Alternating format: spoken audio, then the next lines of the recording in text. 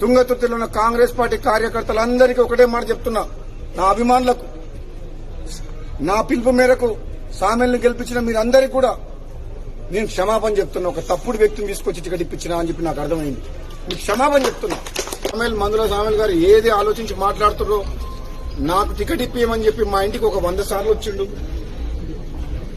మన తుంగతుర్తితో సంబంధం లేకపోతే మా ఇంటికి వచ్చి టికెట్ ఇప్పియమని ఎందుకు అడిగిండో నాకు అర్థం కాలే. అక్కడ చాలా మంది టికెట్ కోసం పోటీ పడ్డారు తుంగతుర్తిలో. కానీ మందుల సామెల్ గారికి నేను మాట ఇచ్చిన, నేను తప్పకుండా నేను అసెంబ్లీలోకి తీసుకెళ్తా, నువ్వు అసెంబ్లీలో అడుగు పెడుతున్నావు నీకు మాట ఇచ్చిన. నేను తిరుపతిలో ఉన్నప్పుడు ఫోన్ చేస్తే ఆయన ఫోన్ చేసి ఇదే మాట చెప్పిన, నీకు మాట ఇస్తున్నా దేవుని సమక్షంలో నువ్వు అసెంబ్లీలో అడుగు పెడతావని చెప్పిన.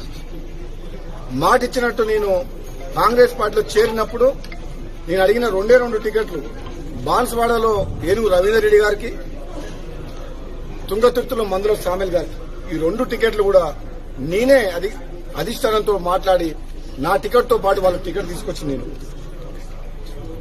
అదే కాకుండా ప్రచారం కూడా వ్యక్తిగతంగా నేను మున్గోడు ఎమ్మెల్యేగా వండుకుంటూ నకరికల్లు, తుంగతుర్తి, భువనగిరి, ఆలేరు, సూర్యాపేట ఈ నియోజకవర్గాల్లో నాకున్న తక్కువ సమయంలో కూడా వాళ్ళ గెలుపు కోసం నేను ప్రచారం చేసి వాళ్ళందరినీ కూడా గెలిపించిన.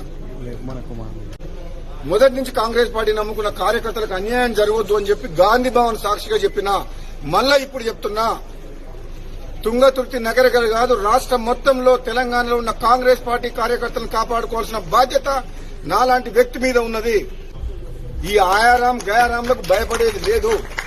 నిజమైన కాంగ్రెస్ పార్టీ కార్యకర్తలను కాపాడుకోవాల్సిన బాధ్యత పీసీసీ ప్రెసిడెంట్ మహేష్ కుమార్ గౌడ్ మీద, AICC in charge general secretary Meenakshi Natarajan గారి మీద, రాష్ట్ర కాంగ్రెస్ నాయకుల మీద, మాలాంటి వ్యక్తుల మీద, అధిష్టానం మీద ఉన్నది.